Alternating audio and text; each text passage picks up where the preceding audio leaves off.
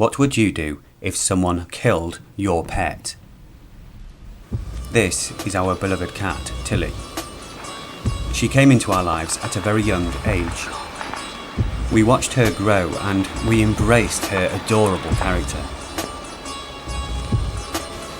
We have very good reason to believe a local man recently killed Tilly, without a thought of how this needless act would impact upon our lives. And so I ask you again, what would you do if someone killed your pet?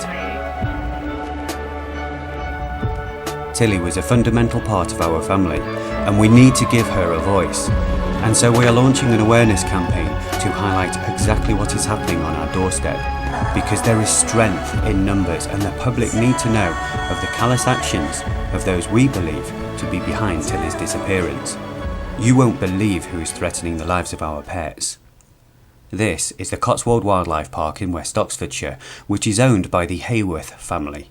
They advertise themselves as advocates of animal welfare and conservation to attract the paying public. However, out of sight of the public gaze, the Cotswold Wildlife Park owner breeds birds for blood sports that often endure an agonising death.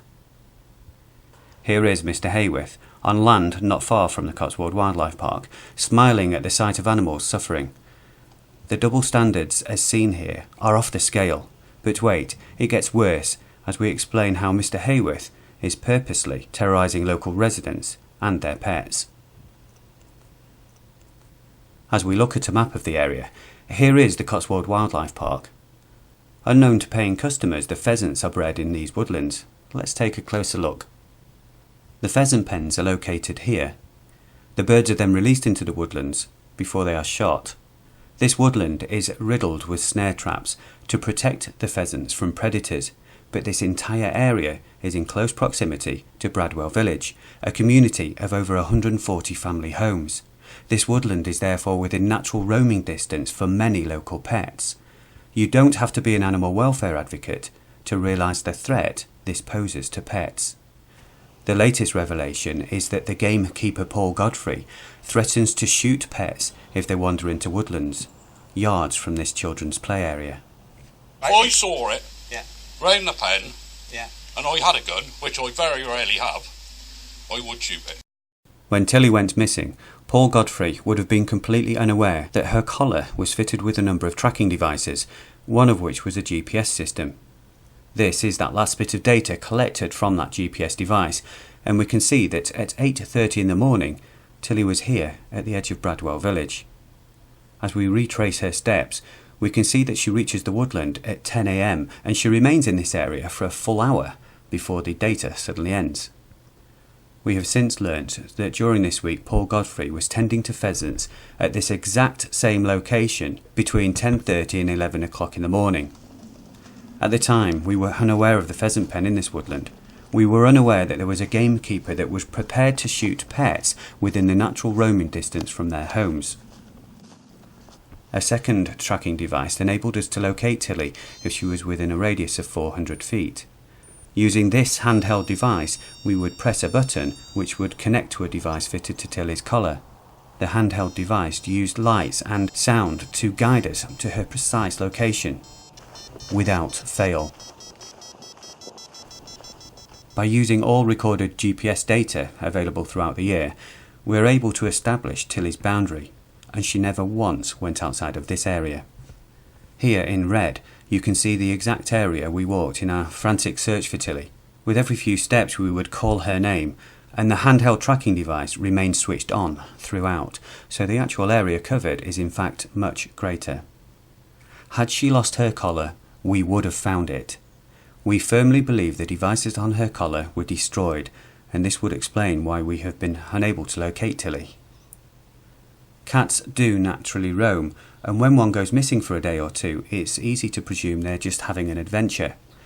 When gone for longer periods, one popular theory is to suggest it's somehow on board a delivery vehicle, a caravan, anything to find a rational explanation, and it is these conclusions that we believe that Paul Godfrey has relied upon to remain undetected for so long, because Tilly is by no means the first pet to have mysteriously vanished from this area.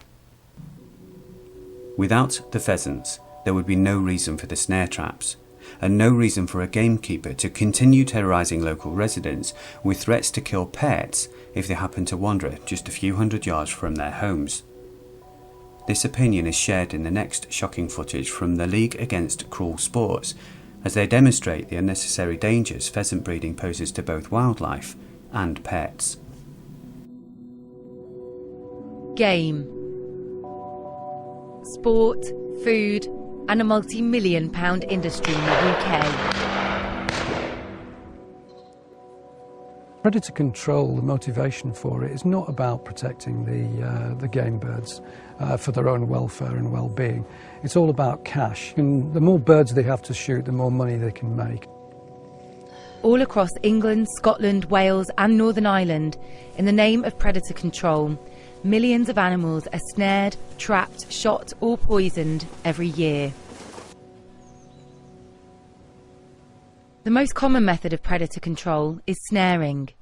Snares are thin wire nooses which can trap any animal which steps through them.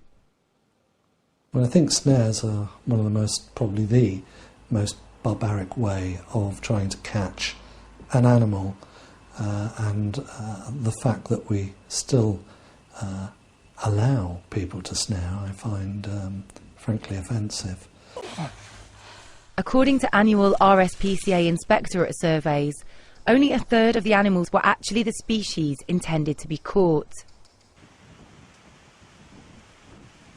Cats were trapped in the largest numbers, but many badgers and dogs were also caught.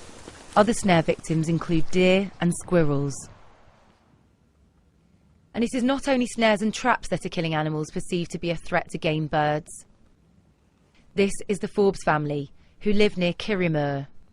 In July 2011, their dog, Popeye, which had been in the family for 15 years, went missing. He was last seen by a neighbour near pheasant pens about a mile from the family home.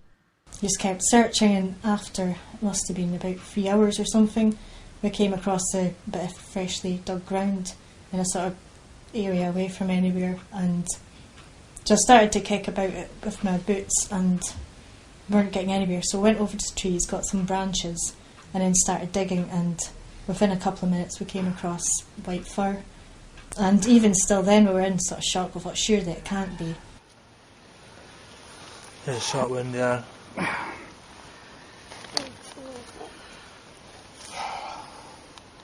It's like a part of your family being murdered. It's just like one of the children being murdered. I mean, I'd had him since he was born. He was part of the family. Yeah, he was definitely part of the family. Popeye had been shot by the local gamekeeper. His collar was removed and hidden. He was buried in a shallow grave, and the gamekeeper told no one about it. After being interviewed by the police, the gamekeeper claimed he did not know the dog. But to think someone could be so cruel. And it's just so senseless, because there was no need for it. By law, if a gamekeeper or farmer shoots a dog, they must report it within 48 hours. This was not done. Since Popeye was killed, no charges have been brought against the gamekeeper. Popeye is just one of the many examples of innocent pets being killed by the shooting industry. Don't be afraid. The Hayworth family simply cannot advocate animal welfare when behind the scenes breed birds for blood sports, bringing with it snare traps and other hazards for both wildlife and pets. We need your help to force the owners of the Cotswold Wildlife Park to stop killing animals. Come on.